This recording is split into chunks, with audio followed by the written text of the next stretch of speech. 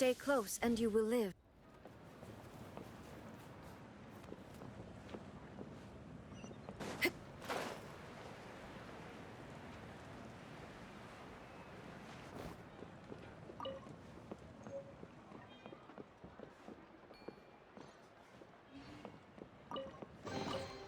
An impressive bounty.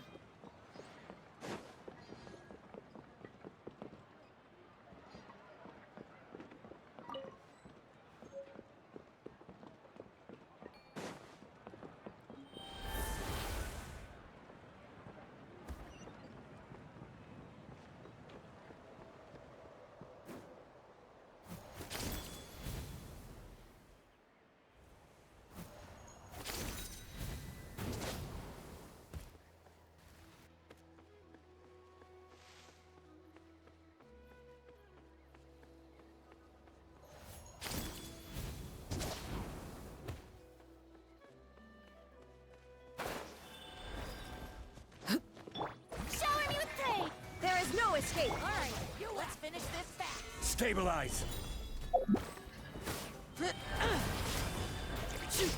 That was quick. Let's round them up! This is order.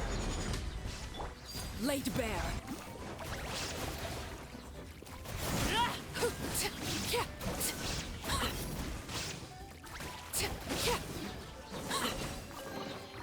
Ah, something with which to commemorate this occasion.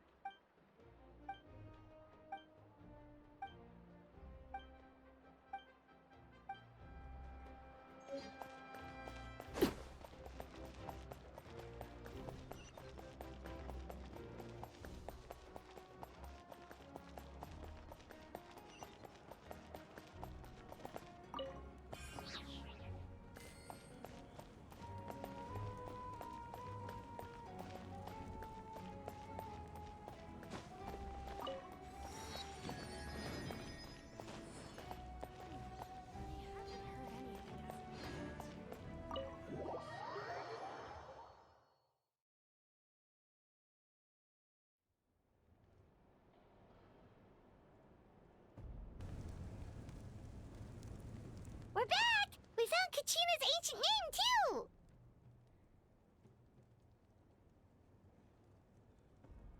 Well, it's fairly complicated. Let me give you the condensed version.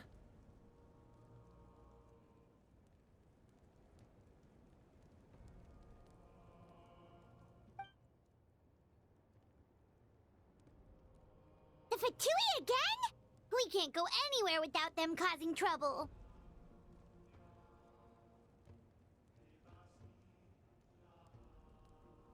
But what if the Fatui finds out you've lost your power? Won't they try to take advantage of the situation? That's why it has to be our little secret. No one else can know, or we're asking for trouble.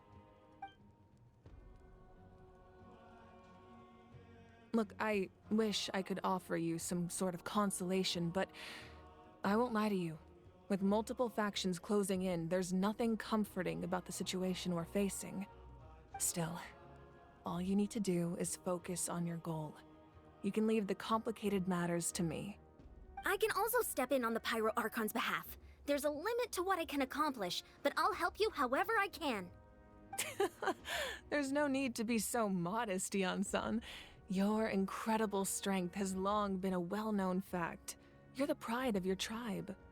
Archon, I'm sorry about before. You have so much on your plate, so much that you have to worry about. But all I could do was focus on my own feelings. You have nothing to be sorry about. We all get overwhelmed by our emotions, myself included. Your reaction to Kachina's disappearance, I understand that feeling very well.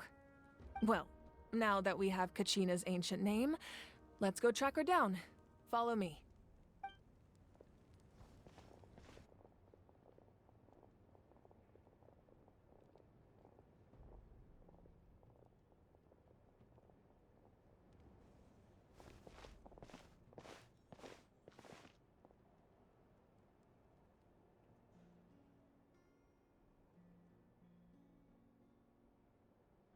What is this place? Hey, isn't that Atea's talisman? Good eye. This is where I store all the various mementos I've collected. Whoa.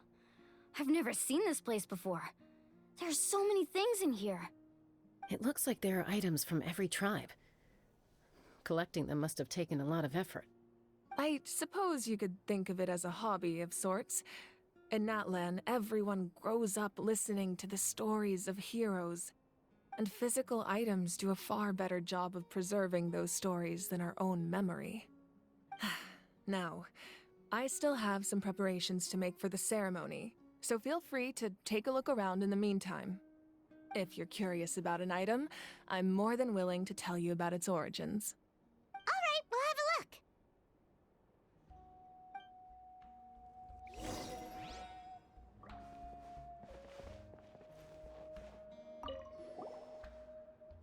Hey, there's a fishing rod here.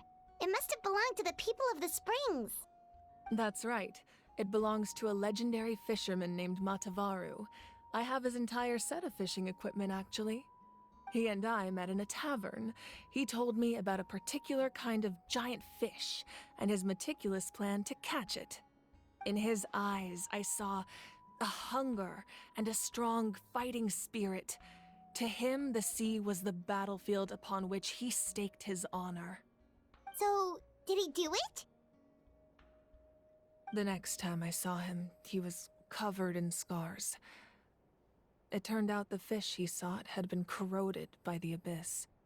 He managed to kill the fish, but sustained a serious injury in the process, which meant he could never go deep-sea fishing again. Can a fisherman claim victory if he fails to bring back his catch? That's what he asked me in the end. Well, Paimon thinks he won. That was my answer as well. The experience was far more valuable than the prize itself. In the end, he didn't want his tools to go to waste, so he gave them to me. Wait, that means you also know how to fish. Maybe we can go head-to-head sometime.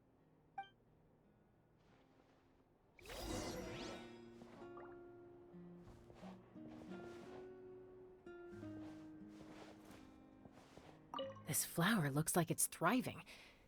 You must be good at taking care of plants, Archon.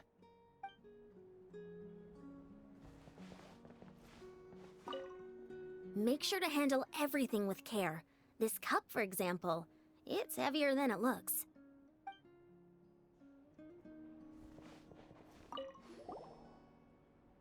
Whoa, that belt is bigger than Paimon's head! The Collective of Plenty are known for their bodybuilding competitions and contests of strength. This belt is a symbol of great honor within the tribe. The association with strength might also have been the reason the original belt was extremely heavy. It was difficult for even 2 people to lift. And even if a warrior had the strength to put it on, wearing it for any length of time would still leave them gasping for breath. Sounds like it. So the owner of the original belt, Kitera, commissioned a craftsman to make a copy identical in appearance but far lighter in weight. That is the belt you see before you. He would often wear this version when training in order to protect his waist. Or he made a lighter version so he could wear it all the time and show it off.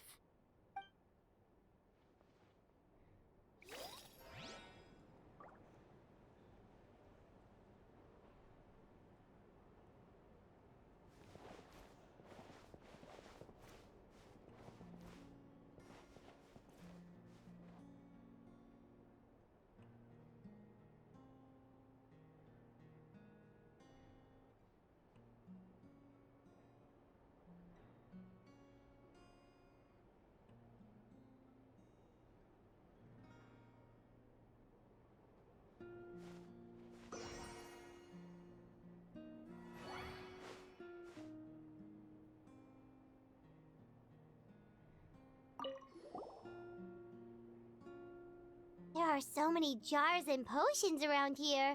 Do they have anything to do with alchemy? No, those belong to the Masters of the Nightwind. They're ceremonial tools used to amplify the ability to communicate with the Night Kingdom and the Wyab. Yamaya is an expert in this field, and she taught me a lot. Even though she appears stoic and serious, she actually has a keen sense of humor. The tools you see here are quite traditional. Her students found them outdated, so she passed them on to me. The contents of the jars aren't all that special. Oh, except the big jar in the middle. That's what she really wanted to give me. Ooh, must be something really cool. What's inside? Grape juice. Huh? It's quite tasty, although probably expired by now.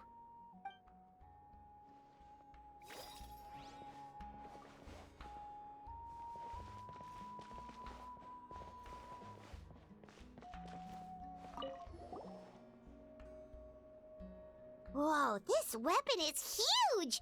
Which tribe did it belong to? Ah, that weapon belonged to Tenoch, a hero from 500 years ago. Strictly speaking, he didn't belong to any single tribe. That's because even before the disaster with the Abyss broke out, he had already been exiled. Exiled? It was a punishment imposed out of necessity, but he accepted it all the same. He believed it was what he deserved. When the Abyss attacked, the tribes found themselves in urgent need of a powerful figure to lead them into the battle, and there was no one more courageous or resolute than him. He united the 6 tribes and accomplished great feats throughout the war. Ultimately, he perished, and because he had already lost his ancient name, the Ode of Resurrection was unable to bring him back. And so, he was laid to rest, alongside the countless warriors and civilians who lost their lives, buried in the soil of his native land. Wow, he sounds like a true hero. Indeed, even now his story is told throughout the land.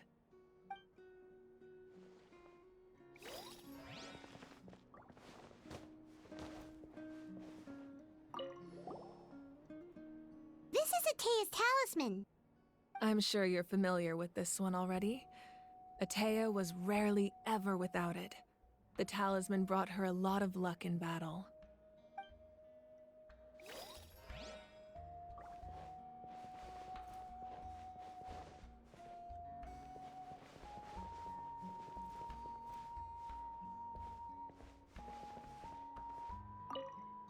This fishing basket looks familiar.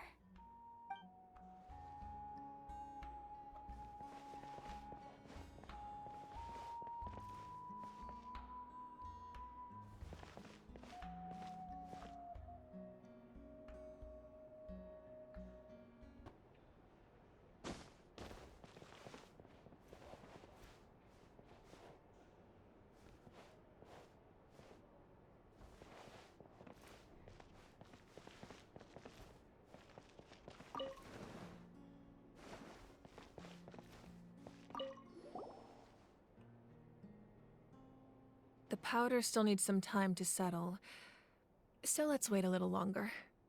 Well, what do you think of my collection? Do you feel like you have a better understanding of Natlan's culture now? Yeah, if each item represents a different story, seems like Natlan's really been through a lot. Does every item hold a special memory, just like Atea's talisman? That's right. The items in my collection actually serve a similar purpose to the ancient names passed down among the tribes. They demonstrate the true shape of time. The shape of time? Most people perceive time as a linear concept, almost like a straight line that can only move forward. We cannot change the past or predict the future. But there's also a different theory, one that I believe to be closer to the truth. Namely, that the past, present, and future all exist at once. At once? Paimon's not sure she understands. Let's say your journey ended right now. Thinking back on your experience in each nation, which one would you say was the most important? Exactly. Even at the end of your journey, the things you experienced along the way don't cease to exist. They become part of who you are. Take out a portion of that journey, and you would likely make very different decisions, and eventually arrive at a very different destination. The future is the same way. It exists even though it has yet to come to pass. We just lack the means to perceive it. Of course, there are those with the power to foresee the future. They simply call it by a different name. Fate. You're quite familiar with that concept, I would imagine. That does kinda make sense. The future hasn't happened, but already exists. Humanity excels at living in the present, but too often we forget the past and neglect the future. While the pilgrimage and the Night Warden Wars lead us to a better future. Only by uniting the people of Natlan across countless eras can we fight back against an enemy as formidable as the Abyss. To come up with such a set of rules, the first Pyro Archon must have possessed a level of insight I can only imagine. That's correct. At first, he was a mortal man with no special power. After he ascended to the Divine Throne, he used it to borrow power from the heavens and establish the rules of Natlan. Namely, a framework through which ordinary people can ascend to Archonhood. By holding the pilgrimage, we're able to determine the strongest among us. And when that person ascends to the Divine Throne, their inner flame will awaken. In addition, the sacred flame will grant them significant knowledge and memory of this land. After all, that's how I came to know everything I just told you.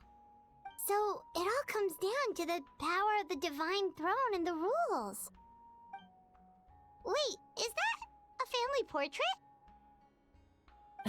Yes, that's my mother, father, younger sister, and the little saurians we raised. I turned a piece of my dad's leather armor into a canvas and commissioned a famous artist to paint our likeness. Your sister is so cute! It looks like the two of you are really close. Paimon was having a hard time thinking of an Archon as an ordinary person, but seeing this portrait, it kind of makes sense now. It really doesn't look like there was anything special about you before. Oh, wait, is Paimon allowed to say that? A little late for that question, don't you think? Sorry! Paimon's so sorry! Paimon's mouth works faster than her brain sometimes. It's alright. I'd never get upset over something like that. No matter what others may say, my past is a precious part of my identity. I'm forever proud of the life I used to lead. Becoming the Archon doesn't mean you sever ties with your family. The position just comes with a lot of responsibilities, so it impacts how often you get to see them. My father made the most delicious stew, so my sister would often bring me a large pot of his cooking, and we would sit on a blanket and eat it together. One time, we didn't close the door securely, and the Saurians we were raising ran into the room and knocked over the entire pot. My sister immediately burst into tears.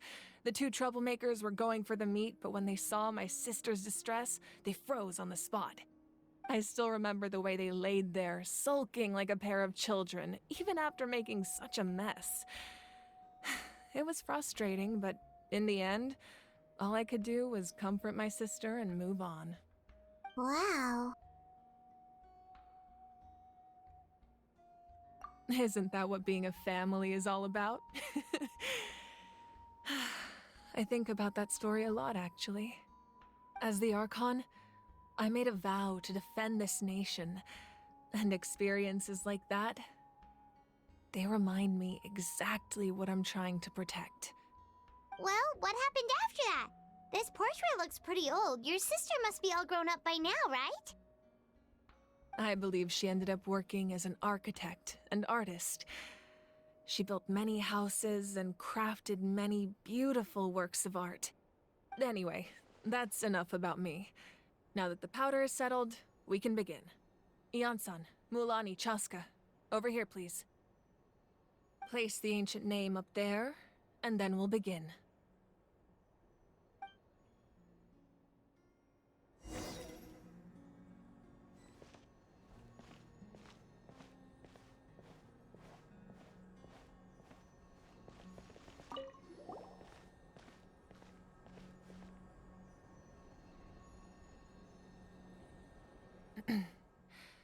Surely as the echoes of life resound through heaven and earth, so too shall our stories remain eternal. Ancient name, take us to your fated bearer. Allow her to answer our call.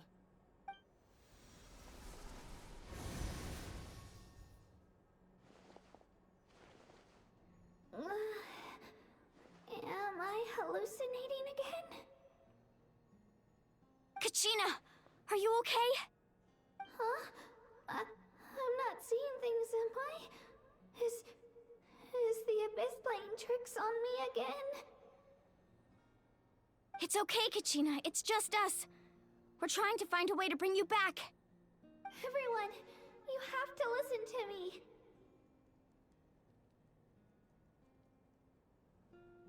I've been investigating the Night Kingdom this entire time, and I figured out what's wrong. The Wyab is being affected by the Abyss. I was waiting for the Wyab to send me back, but then this really strong monster came in and it almost killed me.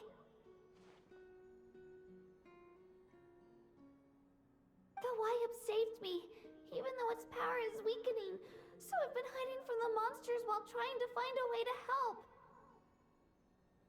The Night Kingdom has become a huge mess, though.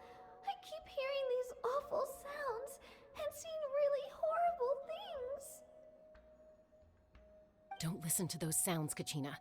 The Abyss is trying to strip you of your sanity. All you need to do is stay safe and wait for us. We'll be there shortly. It's okay. I feel so much better now that I've had the chance to talk to you guys. You don't need to worry about me. I've never been strong or special at all, really. So I don't blame anyone for forgetting about me or leaving me behind. Just knowing you care is more than enough. I'll find a way back. You don't have to put yourselves in danger to come rescue me. You're always like this, Kachina. Now's not the time to act tough. We're coming for you, and that's final. I don't know what lies the Abyss has been feeding you, but I'll tell you something right now. Nobody here sees you as a burden. You're a victor of the Night Warden Wars, a hero of Natlan. All you need to do is wait for us to rescue you, and you'll get all the applause and recognition you deserve.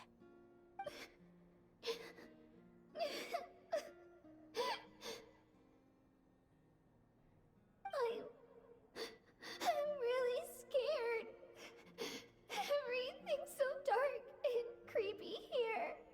And I want to go home. Still, I don't want you to put yourselves in danger because of me. I don't want to hold anyone back ever again. All you need to do is place your trust in us, just like you always have. No one fights alone. We're not leaving you behind. Not ever. Yeah, we're so close. We can't call it quits now. Thank you. Be careful. Looks like we've lost contact. Now comes the most dangerous part. You have to traverse the Night Kingdom in your physical form. This entrance to the Night Kingdom was left behind after an abyssal invasion. Even a brief amount of time inside could expose you to corrosion. I know. I'm prepared for that possibility. All right, then I wish you all the best. I'll tell Koichi to be ready just in case. She's very experienced in dealing with abyssal corruption. That face you just made. Don't tell me you two got into another argument. No, I just feel bad for creating more work for her. I'll go with them too, Archon. The more people, the stronger the party. Thank you so much for your help, everyone. It really means a lot that you're willing to brave these dangers with me.